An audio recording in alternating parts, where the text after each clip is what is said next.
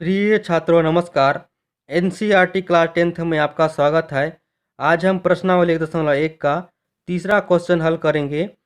किसी परेड में 616 सदस्य वाली एक आर्मी का सेना का टुकड़ा है जिसको 32 सदस्य वाले आर्मी बैंड के पीछे मार्च करना है। इसका मतलब क्या हुआ कि 32 सदस्य वाले आर्मी बैंड ऐसे हैं सिर्फ जिनको बाजा बजाना आता है और इन लोग सामने सामने बाजा बजाते रहेंगे और इनके पीछे 616 सदस्य वाली आर्मी का टुकड़ा है, इनको मार्च करना है। आप लोग को समझ में आ गया होगा।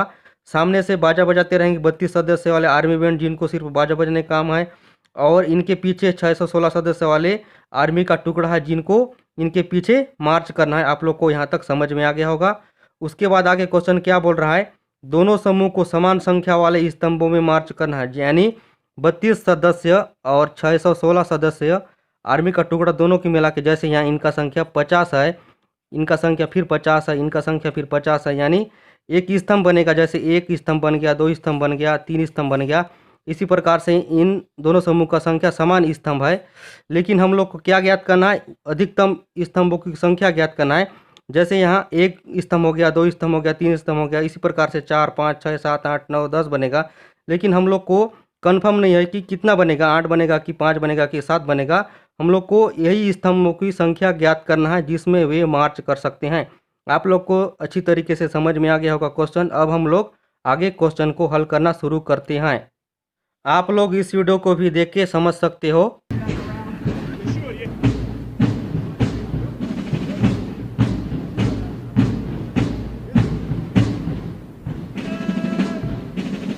स्तंभों की अधिकतम संख्या जानने के लिए हम लोग एचसीएफ निकालेंगे, क्योंकि हम जानते हैं किन्हीं भी दो संख्याओं का अगर हम लोग एचसीएफ ज्ञात करते हैं तो हम लोग को वहाँ से हाईएस्ट कॉमन फैक्टर यानी अधिकतम संख्या मिल जाता है। इसलिए हम लोग 616 और 32 का एचसीएफ ज्ञात करेंगे, हाईएस्ट कॉमन फैक्टर। इससे हम लोग को स्तंभों की अधिकतम संख्या मिल जाएगा। तो चलिए 616 और 32 का एचसीएफ ज्ञात करते हैं। और आप लोग पहले से एचसीएफ निकालना सीख चुके हो, तो चलिए निकाल लेते हैं।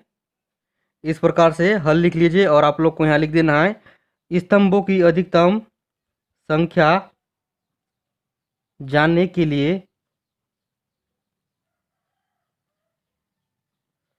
जानने के लिए 616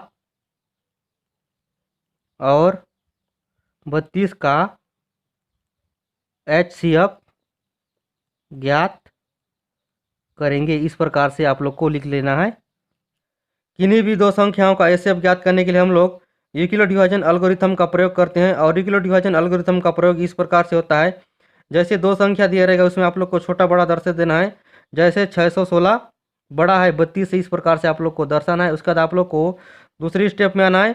भाज्य किसके बराबर होता है, भाजक गुणा भागफल प्लस शेषफल के बराबर होता है। उसके बाद आप लोग को तीसरा स्टेप याद रखना है, भाजक को शेषफल से हम लोग को जब तक भाग देते रहना है जब तक कि हमारा शेषफल 0 नहीं आ जाए, तब तक आप लोग को यूक्लिड डिवीजन एल्गोरिथम का प्रयोग करते रहना है। इस बात को आप लोग को ध्यान रखना है।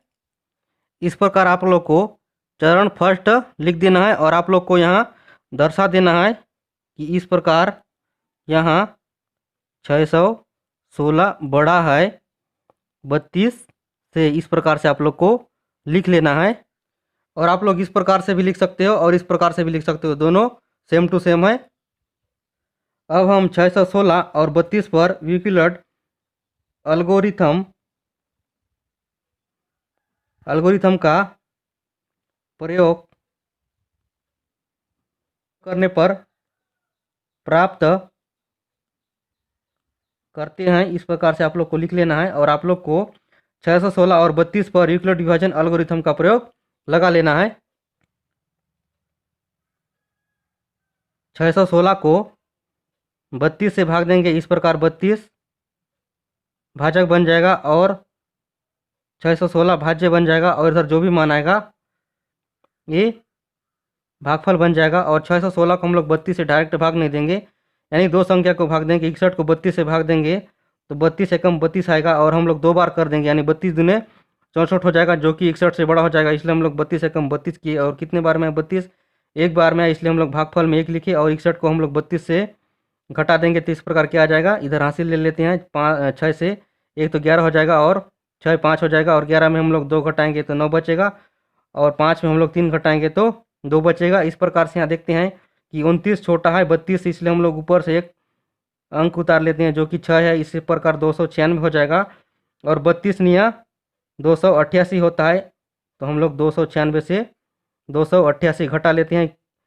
32 दाम कर देंगे तो 320 हो जाएगा, जो कि 296 से बड़ा हो जाएगा। इसलिए हम लोग 32 निया करिए 288 है, इसलिए हम लोग भागफल में 9 लिखिए और 296 से 288 घटा लेते हैं। इस प्रकार क्या बचेगा, यहाँ 9 में इधर एक हासिल चला जाएगा, तो इस प्रकार 16 हो जाएगा और 9 8 हो जाएगा। और 16 में हम लोग 8 घटाएंगे तो 8 बचेगा। और इधर 0 0 मान हो चुका है। अब हम लोग यहाँ देखते हैं कि शेषफल हमारा यहाँ 8 आ चुका है। अब हम लोग इसको लिख लेते हैं यूक्लिड परिमेय का प्रयोग करके। इस प्रकार आप लोग को लिख लेना है कि भाज्य किसके बराबर होता है, भाजक गुणा भागफल प्लस शेषफल। तो यहाँ देख लेते हैं भाज्य हमारा यहाँ कितना है 616 है, जो कि भाजक 32 गुणा भागफल 19 और शेषफल 8 के बराबर है। और आप लोग को यहाँ लिख देना है, जहाँ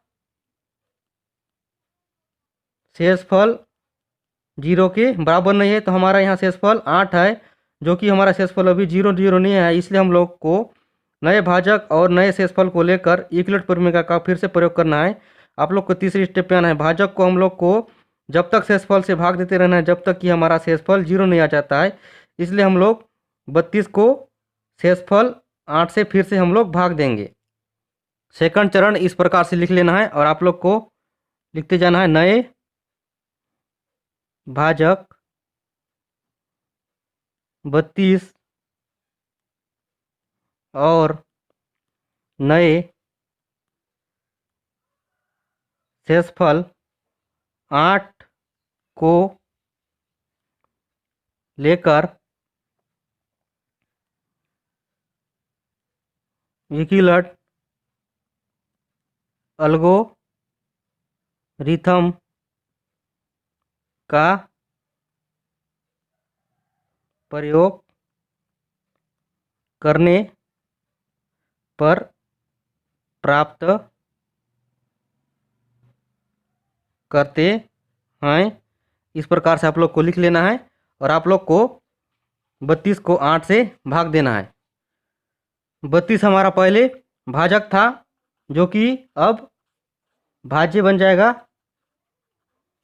और शेषफल 8 हमारा क्या बन जाएगा, भाजक बन जाएगा। और यह प्रक्रिया जब तक चलते रहेगा जब तक 8 के जगह शेषफल के जगह 0 0 नहीं आ जाता, तब तक भाजक बदल के भाज्य होते रहेगा। इस बात को आप लोग को ध्यान रखना है।